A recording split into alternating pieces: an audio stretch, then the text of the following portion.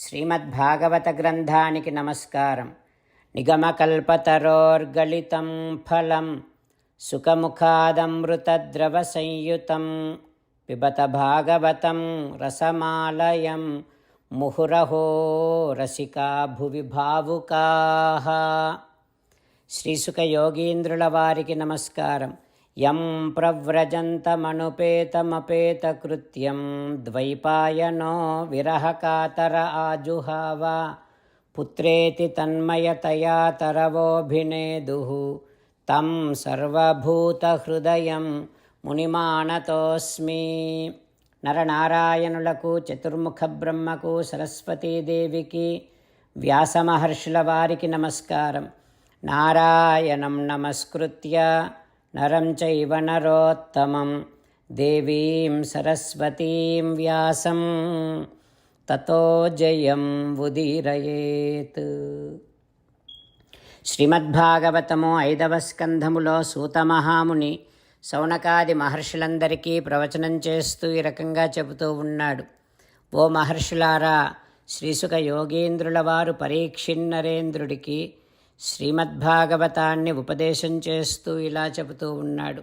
ఓ పరీక్షిన్నరేంద్ర, రాహు చేసినటువంటి దాడిని గురించి సూర్యచంద్రులు శ్రీ మహావిష్ణువుకు విన్నవించుకోగానే భగవంతుడు వారి రక్షణ కోసమని రక్షణాయ ప్రయుక్తం సుదర్శనం, సుదర్శన చక్రాన్ని శ్రీ మహావిష్ణువు ప్రయోగిస్తాడు.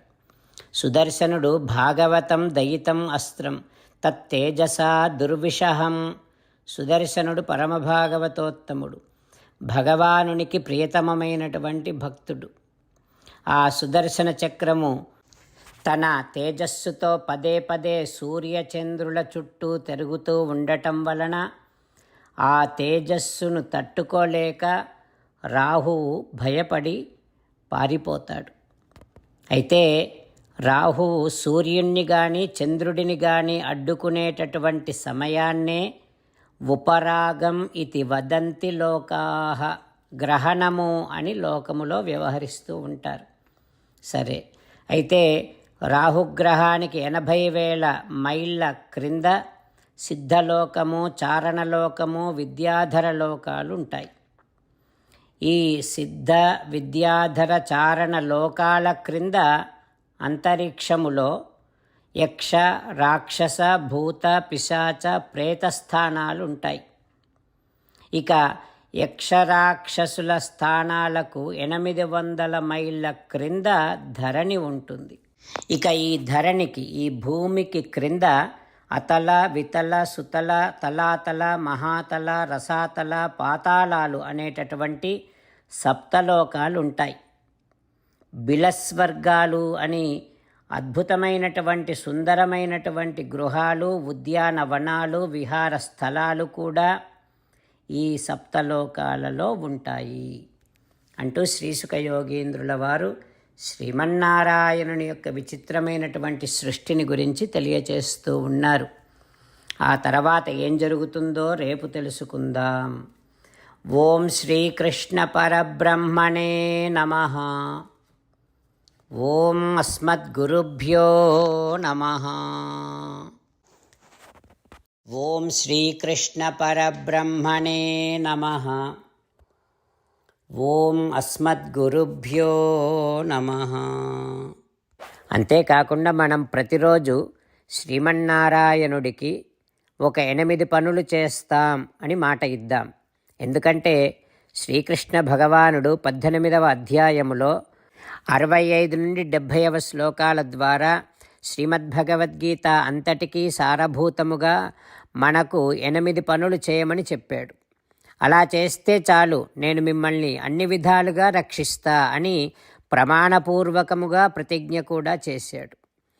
అందుకని శ్రీమద్భగవద్గీతను అంతటినీ విన్న తర్వాత అర్జునుడు కూడా చివరకు కరిష్యే వచనం తవ, కృష్ణ నువ్వు చెప్పినట్టే చేస్తా అని అన్నాడు. కనుకనే భగవానుడు అర్జునుడికి అన్ని విధాల విజయాన్ని అందించాడు. మనం కూడా ప్రతిరోజు శ్రీమన్నారాయణుడికి ఆ రకంగానే మాట ఇద్దాం. 8 పనులు చేస్తాం అని మనము మాట ఇస్తే అది అష్టాక్షరీ మహామంత్ర జపము చేసినటువంటి ఫలితాన్ని మనకు ప్రతిరోజు ఇస్తుంది. ఇట్లా మాట ఇవ్వటం కంటే గొప్ప పూజ, యజ్ఞము, తపస్సు మరొక్కటి లేనే లేదు. అందుకని నేను అంటూ ఉంటాను, మీరు మనస్సులో భావిస్తూ ఉండండి. ఈ రకంగా మనము మాట ఇస్తూ ఉంటే శ్రీకృష్ణ భగవానుడి ముఖారవిందములో కలిగేటటువంటి ఆనందాన్ని మనం ప్రతిరోజు దర్శిద్దాం, ఆస్వాదిద్దాం. జై శ్రీమన్నారాయణ. హో శ్రీమన్నారాయణ, నువ్వు చెయ్యమన్నట్టే నేను నిన్నే సంతతము ధ్యానము చేస్తూ ఉంటా. హో శ్రీమన్నారాయణ, నువ్వు చెప్పినట్టే నేను నీ భక్తుడిగానే ఉంటా.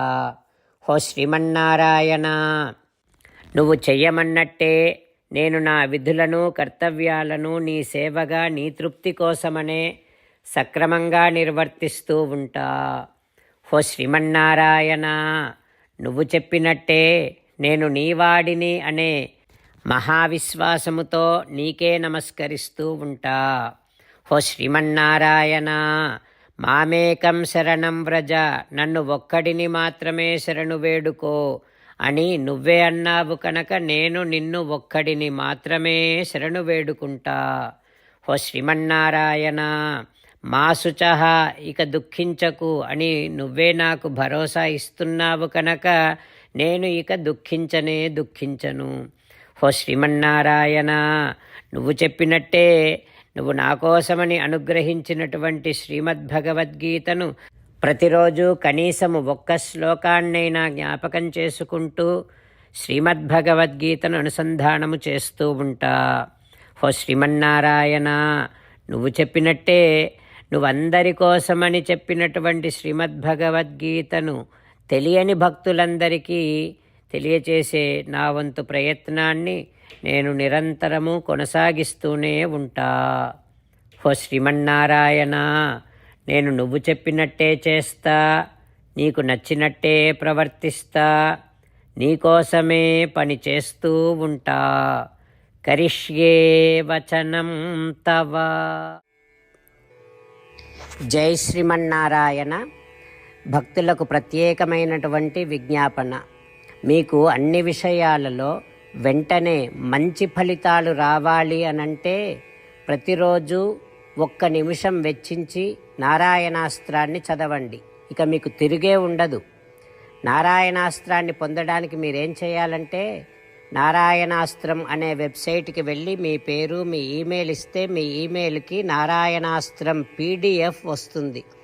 అందులో ఒక రామాయణ శ్లోకం, ఒక గీతా శ్లోకం, ఒక విష్ణునామం ఉంటాయి. ఆ మూడింటిని కలిపి నారాయణాస్త్రం అంటాం. ప్రతి ఒక్కరికి వేరువేరు శ్లోకాలను ఇస్తున్నాం.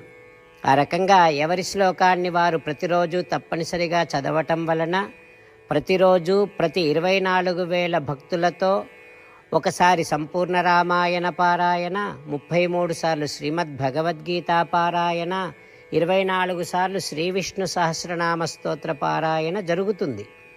ప్రతి ఒక్కరికి అంతటి విశేష ఫలితము ప్రతిరోజు లభిస్తుంది. అందుకని మీరు, మీ కుటుంబ సభ్యులు అందరూ ఒక్కొక్కరు ఒక్కొక్క నారాయణాస్త్రాన్ని వెంటనే పొందండి. జై శ్రీమన్నారాయణ.